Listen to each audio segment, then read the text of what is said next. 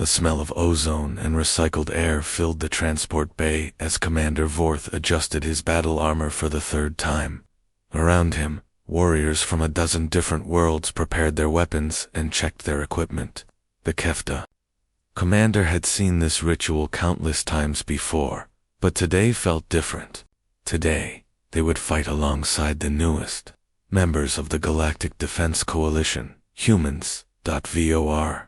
Single quotes as scaled fingers drummed against his plasma rifle as he watched the strange bipedal creatures across the bay. They looked so fragile compared to the other species present. The towering Bruthan warriors stood nearly 3 meters tall, with their rock-like skin and massive energy hammers. The swift Nellari moved like liquid mercury in their sleek combat suits, their 4 arms checking weapons with mechanical precision. Even the smallest coalition members, the insectoid Kalari, possessed natural armor that could deflect small arms fire. But the humans wore simple fabric uniforms and carried what appeared to be primitive projectile weapons. No energy shields, no plasma cannons, no phase disruptors. Just metal tubes that fired small pieces of lead at subsonic speeds. Vorth had read the technical reports with growing confusion. How had these creatures survived long enough to achieve spaceflight with such basic tools? First time working with the newcomers, the gravelly voice belonged to Major Corvin, a grizzled Bruthan veteran whose stone hide bore scars from 50 different campaigns. He nodded toward the human section of the transport. Heard they come from a death world. Vorth's tongue flicked out, tasting the air.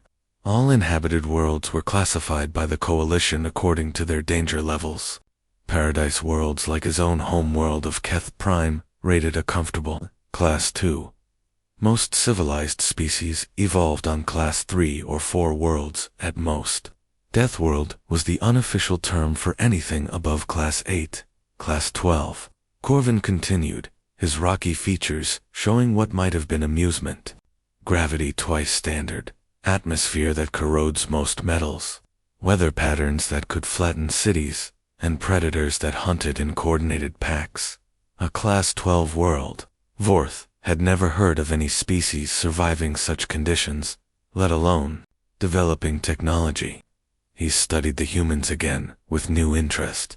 They moved differently than he had first noticed.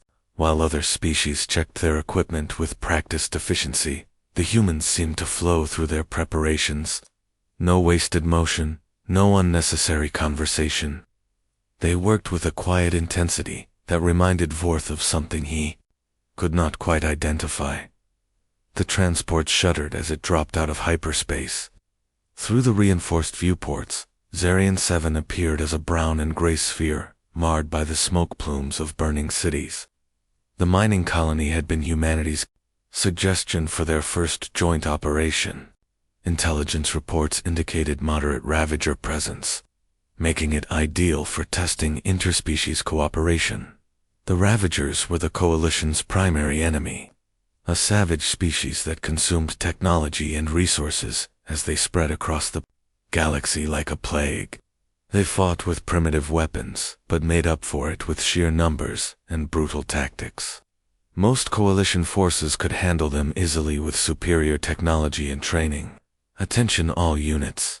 The voice of Admiral Thane, a distinguished Altrian with silver skin and 4 eyes, echoed through the transport. Final briefings will commence in 10 minutes. All squad leaders report to Briefing Room 7. Vorth made his way through the crowded transport, noting how the different species naturally segregated themselves. Bruthans clustered around their heavy weapons, their deep voices rumbling like distant thunder. Nellari moved in precise formations, their communications carried out through rapid hand signals. The Kilari buzzed amongst themselves in their complex harmonic language. The humans sat in a loose circle, their voices barely above a whisper. As Vorth passed, he caught fragments of their conversation. Wind patterns favor approach from the eastern ridge. 17 confirmed entry points, but the ventilation system offers better concealment. Remember, they hunt in packs of 7 to 12. Separate the leaders and the rest scatter. combat analysis. But something in their tone made Vorth's scales ripple with unease. They spoke about the coming battle, the way predators discussed prey. The briefing room buzzed with translated conversations as the holographic display showed Zarian 7's main colony. Red indicators marked known Ravager positions, while blue dots represented Coalition landing zones. Admiral Thane's 4 eyes swept the assembled commanders as he began the operational overview. Intelligence estimates 8,000 Ravager troops have occupied the colony. They've fortified the main industrial complex and are using human shield tactics with captured colonists. The Admiral's silver skin darkened slightly, a sign of distress among his species. Casualty estimates suggest we'll need overwhelming force to minimize civilian losses. Various commanders began discussing approach vectors and weapon deployments. The Bruthan leaders favored direct assault with their heavy armor and energy weapons. The Nellari suggested rapid strikes using their superior speed and mobility. The Kilari wanted to use their flight capabilities for aerial reconnaissance. Captain Reed, the human commander, had said nothing during the entire briefing. He sat motionless, his pale eyes fixed on the holographic display. When Admiral Thane asked for his input, Reed stood slowly. "We'll need detailed layout of the colony's infrastructure," Reed said in a voice devoid of emotion. "Sewage systems, maintenance tunnels, power conduits, ventilation shafts, everything. For what purpose?" Admiral Thane's translator rendered his confusion clearly. "Movement," Reed replied simply, "and psychological pressure." The other commanders exchanged glances. Psychological warfare was not unknown in the galaxy, but most species fought through displays of strength and superior technology, used sonic weapons to disorient enemies. The Nellari employed holographic projectors to confuse and mislead. Even the Bruthans relied on their intimidating size and powerful weapons to break enemy morale. But Reed's requests for infrastructure details suggested something different. Something that made Vorth's combat instincts, honed through decades of warfare, whisper warnings he did not understand. "The Ravagers are expecting conventional assault," Reed continued. "Dropships, energy weapons, frontal assault on their positions. They've prepared for that kind of fight. What other kind is there?" Major Corvin's stone features showed genuine confusion. Reed's expression never changed, but something flickered behind his eyes. For just a moment, Vorth glimpsed something that made his scales stand on end. It was not anger or bloodlust or even determination. It was patience. The kind of patience that could wait forever for the perfect moment to strike. "The kind they've never seen before," Reed said quietly. The briefing concluded with standard deployment orders. Coalition forces would establish a perimeter while specialized teams worked to evacuate civilians. The humans requested permission to deploy independently, claiming their equipment was incompatible with standard coalition tactics. As the various commanders filed out, Vorth found himself walking beside Captain Reed. The human moved with an economy of motion that seemed almost feline.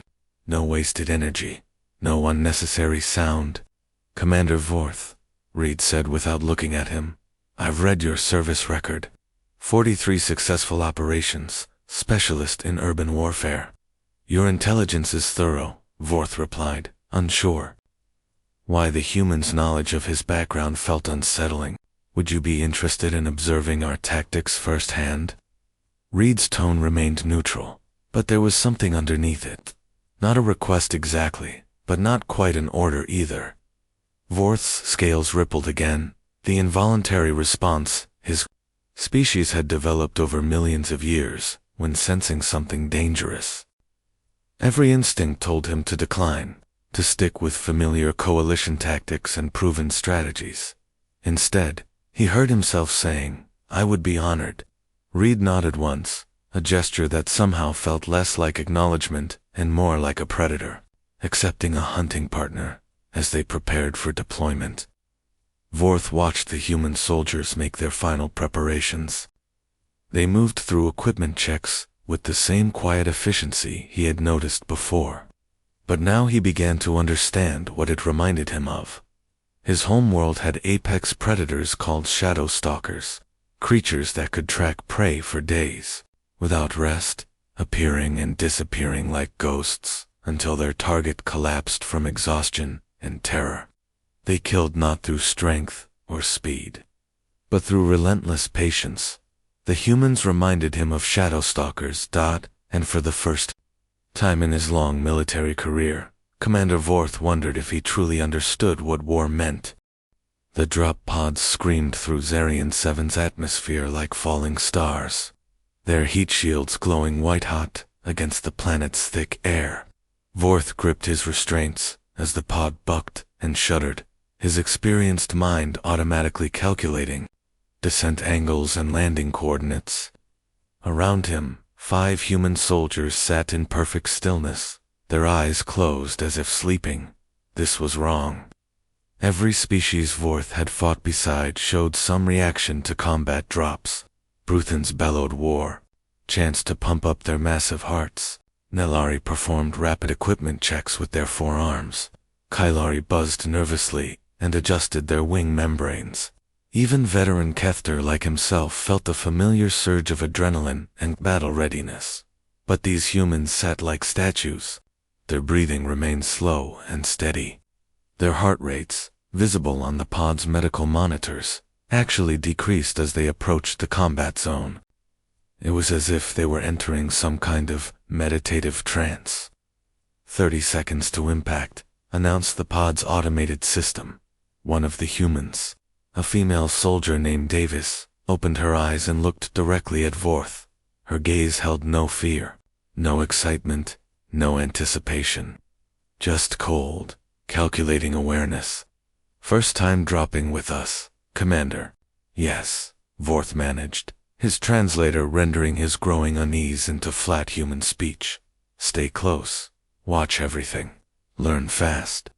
Davis closed her eyes again, returning to that unsettling stillness. The pod slammed into Zarian 7's surface with bone-jarring force. Before Vorth could fully process the impact, the humans were moving. Not rushing, not scrambling like most species did after a hard landing, but flowing out of their restraints with liquid precision. They had their weapons ready, and positions secured before Vorth even got his safety straps unfastened through the pod's sensors. He watched other coalition forces landing across the target zone. Bruthan pods thundered down like meteor strikes, their occupants emerging with roars and heavy weapons blazing. Nelari craft touched down with elegant precision, disgorging their occupants in perfect formations. Keelari landing ships hovered briefly before settling, their pilots already launching into aerial reconnaissance patterns. The standard coalition doctrine was working perfectly. Heavy units established fire superiority, while mobile units flanked enemy positions. Energy weapons carved through Ravager defenses like hot blades through flesh. The enemy's primitive projectile weapons and crude explosives seemed pathetic against advanced coalition technology. "Sir." Davis appeared beside Vorth, without making a sound. "Captain Reed wants you to observe our approach vector." Vorth followed her to where Captain Reed stood studying the colony through a basic optical scope. No advanced sensors, no battlefield analysis computers, just magnified lenses and human eyes. The captain's expression remained neutral as he watched. Coalition forces advance on the main Ravager positions. "Textbook assault," Reed observed. "Maximum firepower, overwhelming technological superiority, direct approach to primary objectives. Effective tactics," Vorth agreed, though something in Reed's tone suggested criticism. For now, Reed lowered his scope and looked at Vorth. "Commander, in your experience, how do Ravagers typically respond to direct assault?" Vorth considered the question. Ravagers were savage but not stupid. They learned from each encounter, adapted their tactics, found ways to turn their enemies' advantages against them. They retreat to prepared positions, use terrain advantages, employ guerrilla tactics when outgunned, and when those fail, they Vorth paused, his scales rippling. As understanding began to dawn, they adapt further. Find weaknesses in equipment, exploit tactical doctrine, turn the environment itself into a weapon. Reed nodded slowly. Watch, as if summoned by his words, the first signs of Ravager adaptation began to appear. The enemy forces that had seemed scattered and demoralized suddenly coordinated their retreat into the colony's industrial complex. Coalition energy weapons started overheating in the planet's harsh environment. Advanced sensors began malfunctioning as Ravager. Electromagnetic pulse devices activated. What had seemed like a rout became a grinding urban warfare nightmare. Coalition forces found themselves channeled into killing zones, their superior technology neutralized by carefully prepared countermeasures. The Ravagers had studied Coalition tactics and developed responses specifically designed to negate every advantage. They've been preparing for months, Vorth realized with growing horror. This wasn't a random raid. They wanted us to attack. They wanted the Coalition to attack, Reed corrected, using standard tactics with conventional forces. He gestured to his soldiers, who remained in concealment, while Coalition forces struggled in the colony's streets. They weren't expecting us. Reed's soldiers moved out in pairs, flowing through terrain that other species couldn't navigate. While Bruthans struggled with their bulk in narrow passages, and Nellari found their speed useless in confined spaces. The humans seemed designed for this environment. They used shadows, cover, and concealment, like natural elements. Vorth followed Davis through a maintenance tunnel that led under the colony's main complex. The space was barely wide enough for a single person, filled with pipes and conduits that caught at equipment and restricted movement. For most species, it would be impassable while wearing combat gear, but the humans moved through it like water, their bodies adapting to the confined space without conscious thought. They had stripped down to minimal equipment, carrying only their basic weapons and essential supplies. No energy shields, no powered armor, no advanced sensors. Just humans and their primitive firearms. "Why do you fight with such basic weapons?" Vorth whispered as they paused at a junction in the tunnel system. Davis looked at him with those unsettling pale eyes. "Because they work anywhere. No power source to fail, no electronics to jam, no exotic materials to corrode." She checked her weapon with practiced efficiency. Ravagers prepare for energy weapons and plasma cannons. They don't prepare for bullets. Through the tunnel's thin walls, Vorth could hear the sounds of battle above. Coalition forces were being systematically destroyed by prepared Ravager positions. Energy weapons that should have cut through anything were being absorbed by specially designed materials.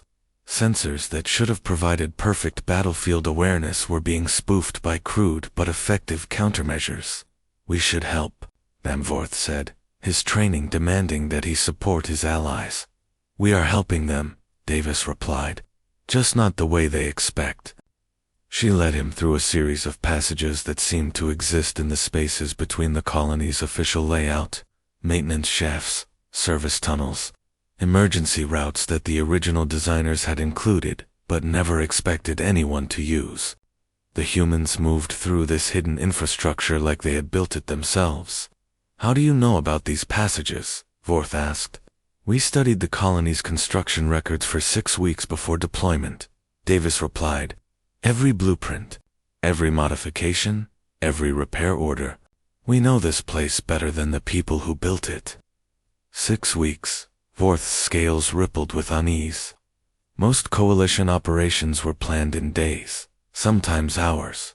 The humans had been preparing for this single battle longer than most species, planned entire campaigns. They emerged into a storage area deep within the industrial complex. Through cracks in the walls, Vorth could see Ravager positions that had been invisible from the surface. The enemy had turned the colony's own infrastructure into a fortress, using the buildings themselves as weapons, but the humans had anticipated this. They moved through the complex like ghosts, appearing in spaces the Ravagers never expected to be penetrated.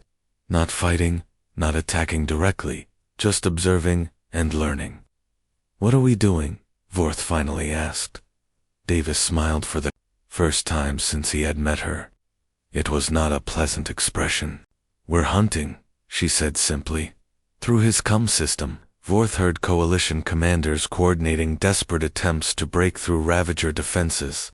Energy weapons were failing, advanced tactics were being countered, and casualties were mounting. The technologically superior coalition forces were being systematically destroyed by an enemy that should have been helpless against their firepower, but the humans weren't part of that battle. They moved through the colony like a separate force entirely, gathering information and positioning themselves in places that shouldn't exist. They weren't trying to win the fight that was happening. They were preparing to fight a completely different war. Reed's voice came through the comm system, calm and emotionless despite the chaos raging above. "All units, begin Phase 2. Vorth watched in growing confusion as the humans simply disappeared. Not retreating, not advancing, just fading into the colony's hidden spaces like smoke. Davis led him to an observation point where he could see the main battle still raging.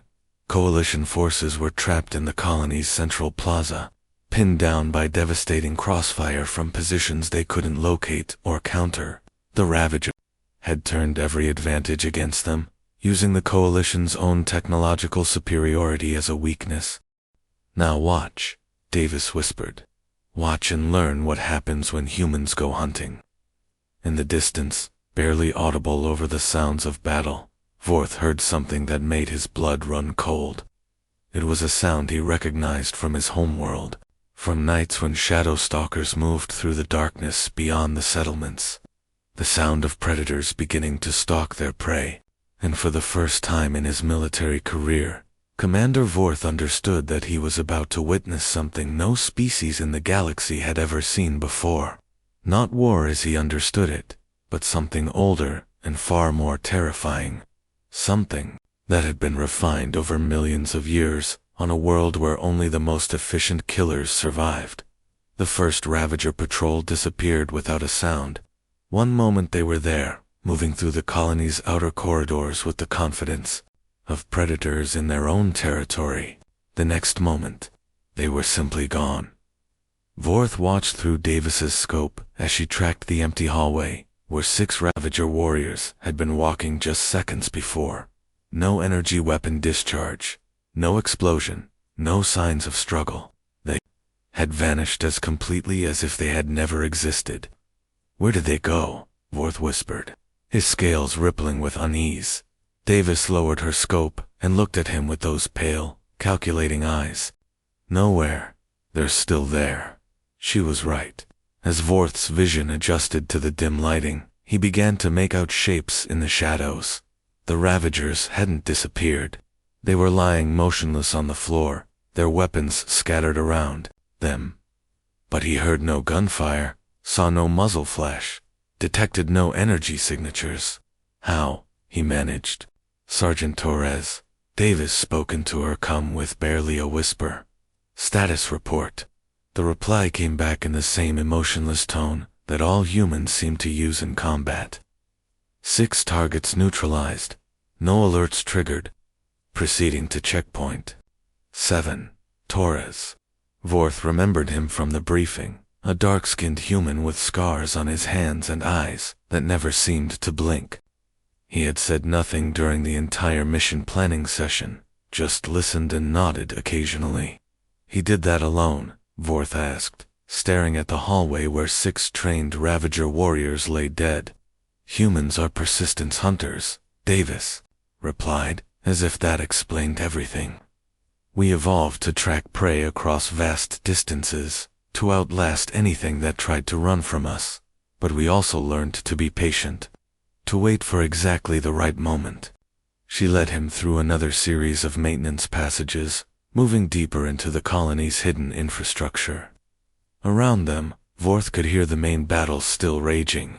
Coalition forces remained pinned down in the central plaza, while Red forces controlled every strategic position. But something was changing.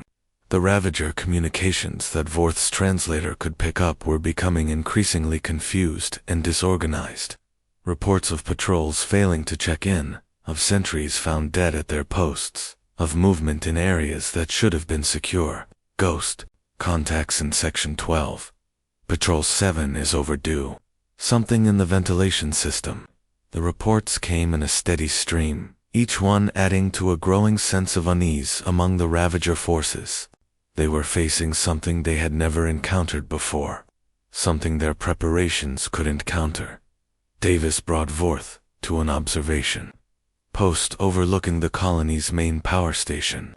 Ravager technicians worked frantically to maintain the facilities that powered their defenses, while guards watched every entrance and exit with increasing nervousness. "Watch Sector 4, Davis whispered. Vorth focused his attention on the area she indicated. At first, he saw nothing unusual. Ravager guards maintained their positions, alert but not alarmed. The massive power generators hummed with steady efficiency. Then, he noticed the shadows were wrong. It was subtle, so subtle that his trained eye almost missed it. But shadows that should have been empty contained shapes that didn't belong. Human shapes, motionless and perfectly camouflaged, that had somehow infiltrated the most heavily guarded area of the colony. "How long have they been there?" Vorth asked. 3 hours, Davis replied casually. 3 hours, while coalition forces had been fighting and dying in the plaza.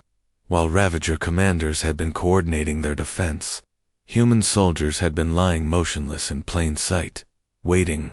What are they waiting for? Davis checked her chronometer. 17 more minutes. For what?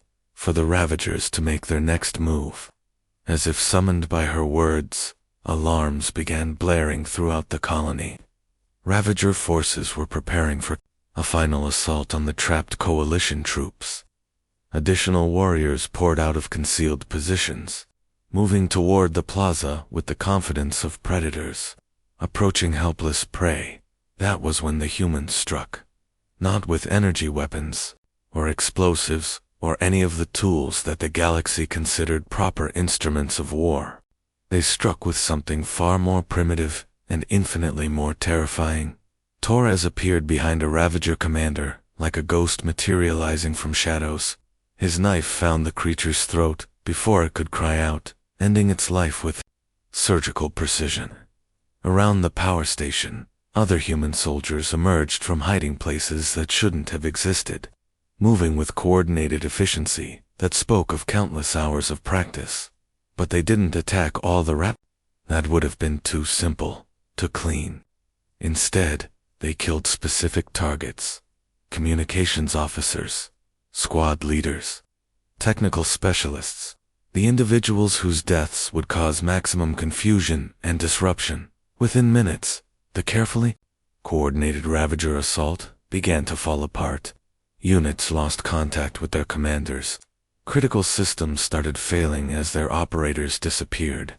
Orders became confused and contradictory as the chain of command developed fatal gaps. Psychological warfare, Vorth breathed, finally understanding. More than that, Davis corrected. We're not just disrupting their operations. We're teaching them to be afraid. She was right. Through his comm system, Vorth could hear the growing panic in Ravager communications. Warriors who had shown no fear facing coalition energy weapons were now reporting shadow contacts and phantom attackers. Guards abandoned their posts rather than risk standing alone. Entire squads refused to enter areas where their comrades had disappeared. The thing about fear, Davis continued, leading him through another hidden passage, is that it spreads faster than any weapon. One frightened soldier can panic an entire unit. One panicked unit can break an army. They emerged into a communications center that the Ravagers had established in the colony's administrative building.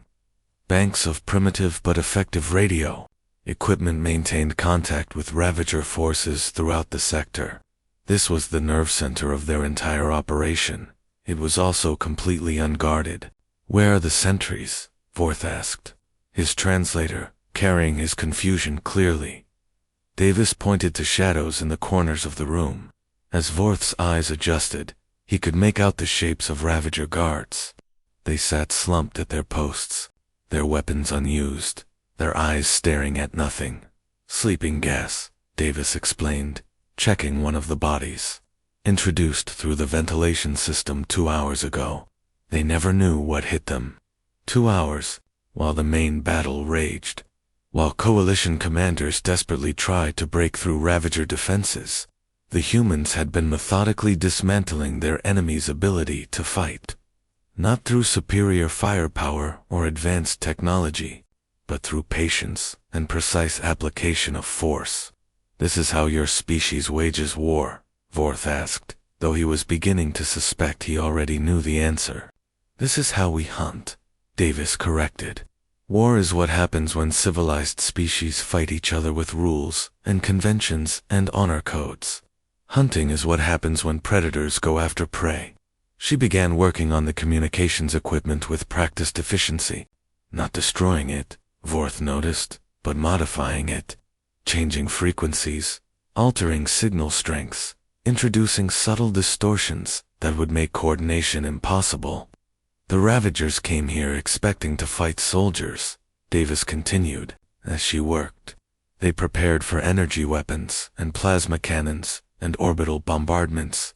They set traps for enemies who would attack their positions directly and try to overwhelm them with firepower." She finished her modifications and stepped back when the Ravagers tried to use their communications now. They would hear only static and confusion. Instead, they got hunters. And the thing about hunters is that we don't fight fair. We don't follow rules. We don't honor conventions. Davis's smile was sharp and cold. "We just kill efficiently and move on to the next target."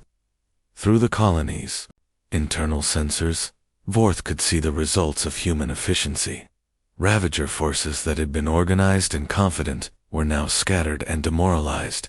Their defensive positions remained intact, but the warriors manning them were jumping at shadows and abandoning their posts at the first sign of trouble.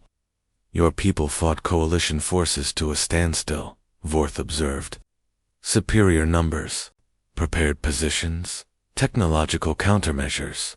You had every advantage." "Against coalition tactics," Davis agreed. "But humans don't use coalition tactics. We use millions of years of evolution refined into something the galaxy has never seen before." She led him toward their final destination, moving through passages that seemed to exist in the spaces between the colony's official layout. As they walked, Vorth began to understand the true scope of what he was witnessing. The humans hadn't just infiltrated the colony, they had made it theirs. Every hidden space, every maintenance tunnel, every forgotten corner had become part of their domain. They moved through the infrastructure like antibodies through a bloodstream, targeting infections with surgical precision. "The Ravagers think they're fighting a war," Davis said, as they approached their objective. "But wars end. Hunting seasons don't end until there's nothing left to hunt." Ahead of them lay the colony's central command center, the heart of Ravager operations. It was the most heavily defended position in the entire complex, protected by layers of guards and automated defenses that should have made infiltration impossible. But as they drew closer, Vorth could hear something that made his scales stand rigid with primitive fear. It was a sound he recognized from his homeworld, from the deepest parts of the wilderness where shadow stalkers gathered before making their final strike. The sound of predators circling wounded prey, taking their time, savoring the moment before the kill. And he realized that what he was about to witness wasn't the end of a battle. It was the climax of a hunt that had been building for hours, conducted by creatures whose entire evolutionary history had prepared them for this single, perfect moment of predatory efficiency. The intercepted Ravager communications painted a picture of an army destroying itself from within. Vorth listened through his translator as panic spread like wildfire through their ranks, each transmission more desperate than the last. "Command, we have multiple ghost contacts in Section 9. Requesting immediate reinforcement. Negative. Section 9. All reserves are committed to central defense. Command. Section 9 has gone silent. Repeat. No response from Section 9. Davis motioned for silence as they moved through the final approach to the command center. Around them, the colony's infrastructure seemed to pulse with an alien presence. Not Ravager, not Coalition, but something else entirely. Something that had claimed this place as its hunting ground. "They know we're here," Davis whispered, her voice carrying a satisfaction that made Vorth's scales ripple. "They've known for hours. But they can't find us, can't predict us, can't counter us." Through a maintenance grate, Vorth could see into the command center itself. Ravager officers clustered around tactical displays, their crude but effective technology showing. The positions of coalition forces trapped in the plaza. They had every advantage. Superior numbers, prepared positions, perfect intelligence on their enemies, location, and capabilities. But their voices carried an undertone of fear that grew stronger with each passing minute. "Sir, we've lost contact with 7 patrols in the past hour. Equipment malfunction. Has to be. Sir, patrol leaders are reporting movement in the walls. Something is in the ventilation system. Impossible. Our sensors would detect any infiltration." The Ravager commander, a scarred veteran with the ritual markings of dozens of successful campaigns, stared at his tactical display with growing confusion. His forces controlled every strategic position. His defenses were impenetrable. His victory was assured. So why were his warriors disappearing? Unknown contacts in the maintenance tunnels. Security sweep found 3 guards dead at checkpoint Alpha. No signs of struggle. Communications array is experiencing technical difficulties. Signal degradation in sectors 4 through 12. Each report added another layer to the Ravager commander's growing nightmare. His perfect trap was becoming a labyrinth of confusion and terror. With an enemy that refused to fight by any rules he understood. Davis checked her chronometer and spoke into her com with that same emotionless efficiency. "Torres, status report. In position. Target acquired. Awaiting final authorization. Mitchell, report. Ready. All charges placed and armed. Parker, status. Overwatch established. No enemy movement detected." One by one, the human soldiers reported their readiness. Not from positions around the command center, Vorth realized with growing amazement, but from inside it. They had infiltrated the most secure facility in the colony so completely that they were now part of its very structure. "How?" he breathed. 6 weeks of preparation, Davis replied. "We studied every blueprint, every maintenance record, every security protocol. We know this place better than the people who built it." She led him to an observation point where he could see the full scope of human infiltration. Through thermal imaging, the humans appeared as cold spots throughout the command center. Motionless figures hidden in air ducts, behind wall panels, under equipment stations. They had turned the Ravager's own fortress into a trap. The Ravagers prepared for conventional assault, Davis continued. Energy weapons, plasma cannons, direct attacks on their positions. They built defenses to counter everything in the Coalition's arsenal. She paused, her pale eyes reflecting something that might have been amusement. "They didn't prepare for us." The Ravager commander's growing desperation was becoming visible even to Vorth's alien perception. The creature paced behind his tactical display, his scarred hide showing stress patterns that indicated extreme agitation. Reports continued to flood in, each one more impossible than the last. Sentries in Sector 12 found dead. No energy weapon signatures detected. Patrol 7 discovered unconscious at their posts. Cause unknown. Strange sounds reported in the ventilation system. Sounds like breathing. That last report made every Ravager in the command center freeze. Breathing in the ventilation system meant something was moving through the spaces between their walls. something that could reach any part of their fortress without being detected. "Seal all maintenance access points," the commander ordered, his voice carrying the harsh tones of barely controlled panic. "Sir, maintenance access is required for life support systems. I don't care. Seal everything." But it was already too late. The humans weren't in the maintenance system anymore. They were part of the command center itself, woven into its structure, like a virus that had infected every vital system. Davis spoke into her calm one final time. "All units, execute Phase 3. What happened next shattered every assumption Vorth held about warfare. The humans didn't attack.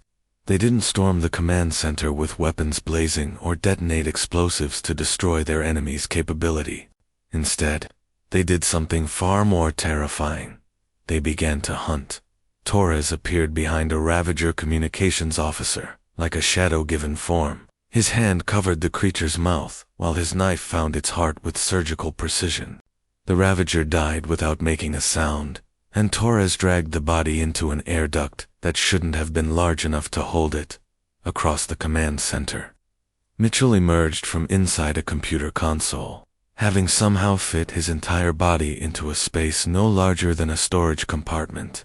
He eliminated 2 guards with the same silent efficiency before disappearing back into the infrastructure. Parker, positioned somewhere in the ceiling, used a dart gun to introduce sedatives into the neck of a Ravager officer. The creature slumped over his workstation, appearing to be asleep rather than dead or unconscious. One by one, the humans picked off isolated targets, not randomly, not destructively, but with the calculated precision of predators selecting the weakest members of a herd. They killed communications specialists to disrupt coordination. They eliminated technical experts to cause system failures. They removed leaders to create confusion and panic. And through it all, they remained invisible to the sensors and detection systems that should have revealed their presence. "How are they avoiding detection?" Vorth whispered. "We're not avoiding it," Davis replied, with that cold smile. "We're controlling it." She was right.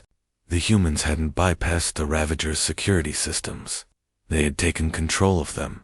Cameras showed empty corridors while human soldiers moved freely through them.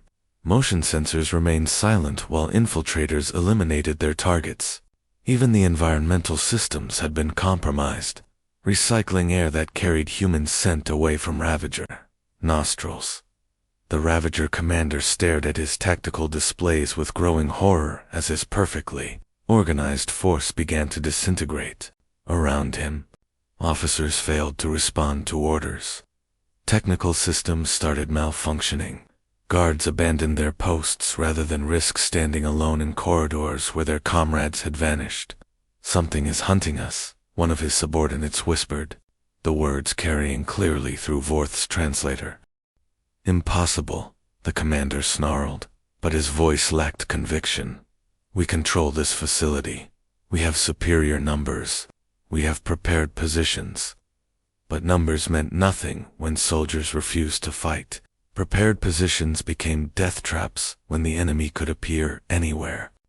Superior technology was useless when the operators were too terrified to use it effectively.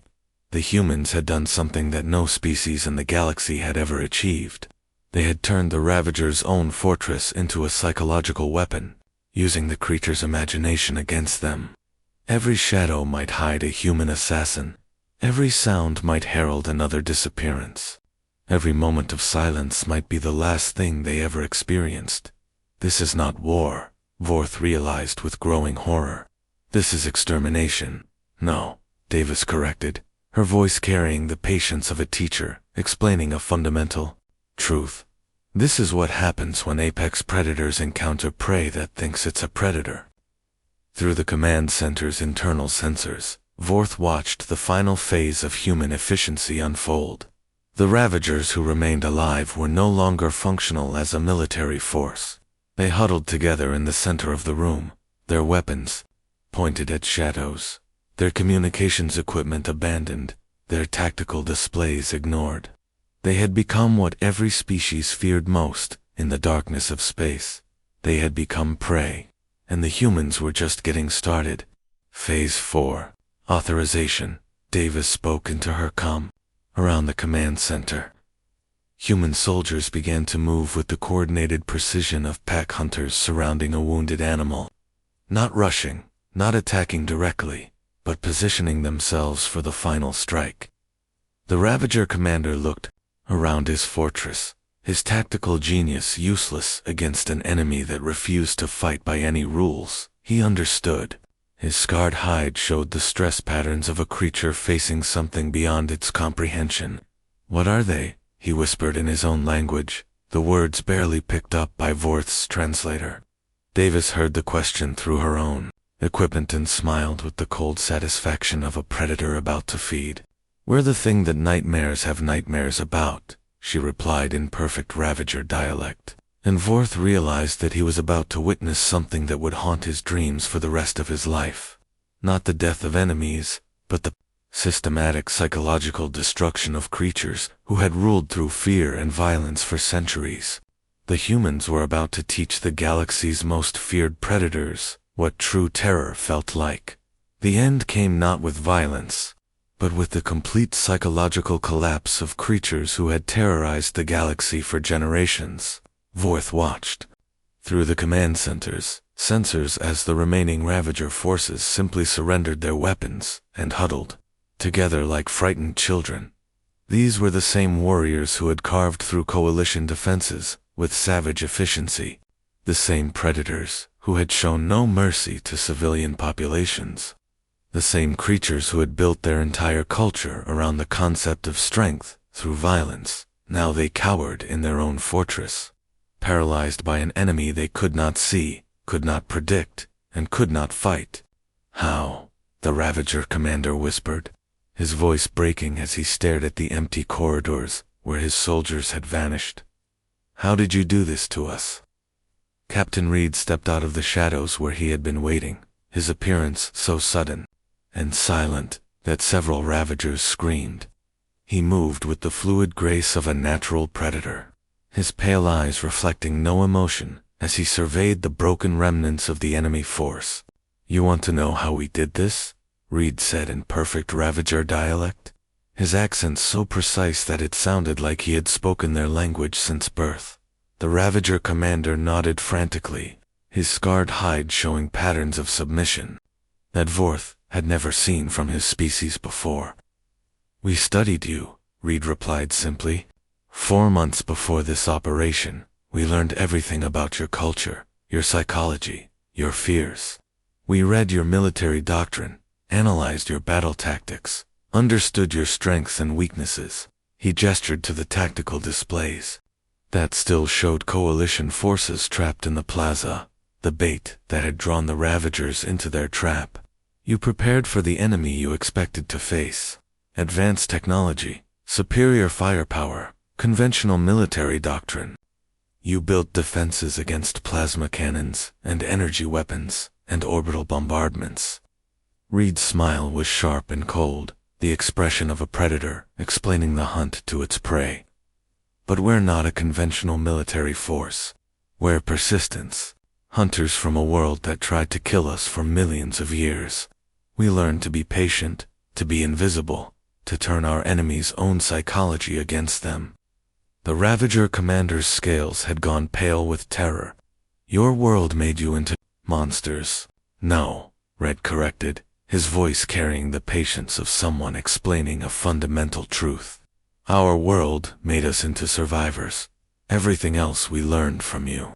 He activated a holographic display that showed Ravager attack patterns from dozens of previous campaigns. Burning cities, slaughtered civilians, worlds stripped of resources and left barren. The catalog of destruction that had made them the galaxy's most feared enemy. You taught us that fear is a weapon, Reed continued. That psychological pressure can break an enemy faster than any physical force. That the threat of violence is often more effective than violence itself. The display shifted, showing human forces moving through the colony's hidden infrastructure. Not the crude, direct approach that other species used, but something far more sophisticated. Something that turned the environment itself into an ally. We simply refined your lessons and applied them with precision you could never achieve. Vorth found himself backing away from Reed, despite being on the same side. There was something in the human captain's demeanor that triggered every survival instinct his species had developed over millions of years. Not rage or bloodlust, but the cold calculation of an apex predator discussing its hunting methods. The Ravagers came here to hunt coalition forces, Reed explained, his pale eyes never leaving the enemy commander. Superior numbers, prepared positions, technological advantages. You had every reason to expect victory. He paused, letting that sink in before continuing. Instead, you became the prey in someone else's hunt. And the thing about being prey is that once you understand your position in the food chain, fighting becomes impossible. The remaining Ravager forces had gone completely silent.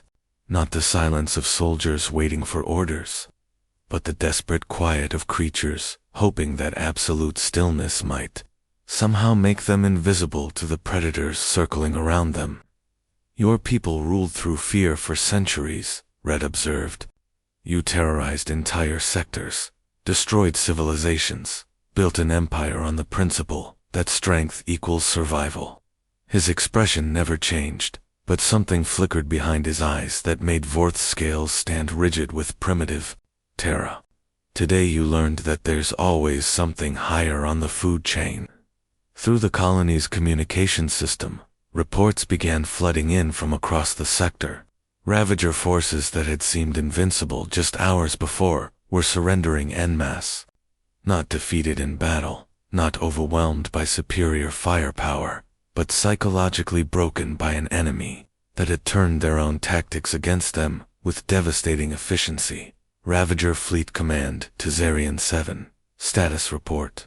The transmission came through the colony's main communications array. The harsh tones of Ravager High Command demanding answers from their ground forces. Reed gestured to the enemy commander. Answer them. The scarred Ravager looked at Reed with eyes that held nothing but defeat. When he spoke into the communicator, his voice carried the broken tones of a predator that had discovered it was prey. Fleet Command, this is Ground Commander Vask. Operation has been ... compromised. Explain. Vask looked around the command center at the remnants of his once proud force.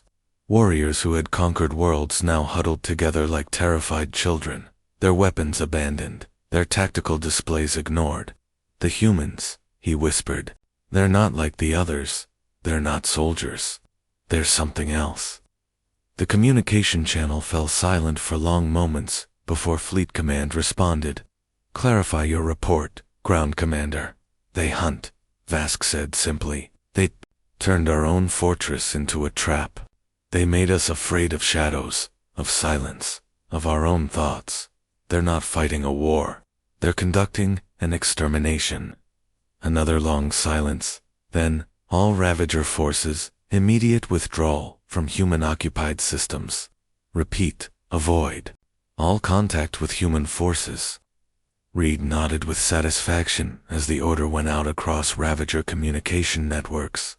In a matter of hours, human forces had accomplished something the Coalition had been trying to achieve for decades. They had broken the Ravagers, not through superior technology or overwhelming force, but through the simple application of terror, refined over millions of years of evolution. Commander Vorth, Reed said, turning to address him directly. You asked earlier how we fight without fear. Vorth's translator struggled to render his reply through scales rigid with evolutionary terror.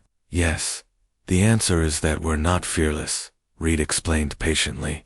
Fear is what kept our ancestors alive on a world that tried to kill them every day. We understand fear better than any species in the galaxy. He gestured to the broken Ravager forces around them. We just understand that fear is a tool, and like any tool, it's most effective when used with precision and patience. Davis appeared beside Vorth without making a sound, her movement so silent that he jumped, despite expecting her presence. She carried a datapad containing tactical assessments from across the colony. Coalition forces are securing the plaza, she reported. Ravager resistance has collapsed sector-wide. Civilian evacuation is proceeding ahead of schedule. Casualties? Reed asked. Coalition forces, 47 wounded, 3 killed. Human forces, 0 casualties. 0 casualties. In an operation that should have cost hundreds of lives, the humans had achieved total victory without losing a single soldier. Not through superior technology or overwhelming firepower, but through the methodical application of psychological pressure that turned the enemy's own fortress into a weapon against them. The Ravagers will spread word of this across the galaxy, Reed observed. Other species will hear about human tactics, human capabilities, human methods. His pale eyes fixed on Vorth with an intensity that made the Kethter commander's scales ripple involuntarily. What will you tell them about us, Commander? Vorth considered the question carefully. What could he tell them? That humans fought with primitive weapons but achieved victory through tactics no other species had ever conceived. That they could infiltrate any position, exploit any weakness, turn any strength into a vulnerability. That they conducted warfare with the patience and precision of apex predators, who had refined their hunting methods over millions of years. I will tell them the truth, Vorth replied finally. That humanity should never be underestimated. That your species approaches conflict in ways the galaxy has never seen before. He paused, his translator struggling to render concepts his own language had no words for. I will tell them that humans are not just another coalition member. You are something else entirely. Reed nodded slowly, seeming satisfied with that assessment. Commander, you asked me earlier about fear, about how humans fight without it. Reed's expression remained neutral, but something flickered behind his eyes that made Vorth's blood run cold. The truth is that we do experience fear. Every human feels it. He looked around the command center, at the broken Ravager forces, at the displays showing their complete tactical dominance, at the evidence of human efficiency that surrounded them. We just learned a long time ago that we're usually the thing other species should be afraid of. As coalition forces began the process of securing the colony and processing Ravager prisoners, Vorth found himself thinking about the implications of what he had witnessed. The galaxy had just gained a new apex predator, a species that combined technological capability with predatory instincts refined over millions of years. The humans had fought alongside coalition forces, but they had not fought like coalition forces. They had conducted their own war according to their own rules, using methods that no other species had ever developed or even conceived. They were allies now, partners in the great endeavor of galactic peace and cooperation. But Vorth could not shake the feeling that he had witnessed something that would change the balance of power throughout known space. The galaxy had spent millennia learning to fear the Ravagers, with their savage strength and merciless efficiency. Now there was something new to fear, something that hunted with the patience of geological time and the precision of evolutionary perfection, something that had turned warfare itself into an art form that other species could barely comprehend, let alone counter. As the human forces prepared to depart Zarian 7, Vorth made a personal log entry that would later become required reading at military academies across coalition space. Recommendation: humanity represents a paradigm shift in galactic warfare. Their methods, psychology, and capabilities are unlike anything previously encountered.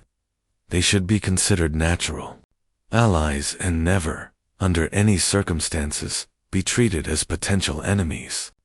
He paused the recording, thinking about Reed's words, about the broken Ravager forces, about the efficiency with which humans had dismantled an enemy that had terrorized the galaxy for centuries. Additional note, he continued, human forces have demonstrated that they are capable of defeating any enemy through methods that cannot be predicted, countered, or replicated by other species. They are not just soldiers. They are apex predators who have learned to hunt among the stars. The recording ended, and Vorth watched through the viewport as human ships disappeared into hyperspace, carrying with them the knowledge and capability to turn any conflict into a hunt where only one outcome was possible. For the first time in his military career, Commander Vorth was grateful that the humans were on his side, and terrified of what might happen to anyone who ever made them an enemy.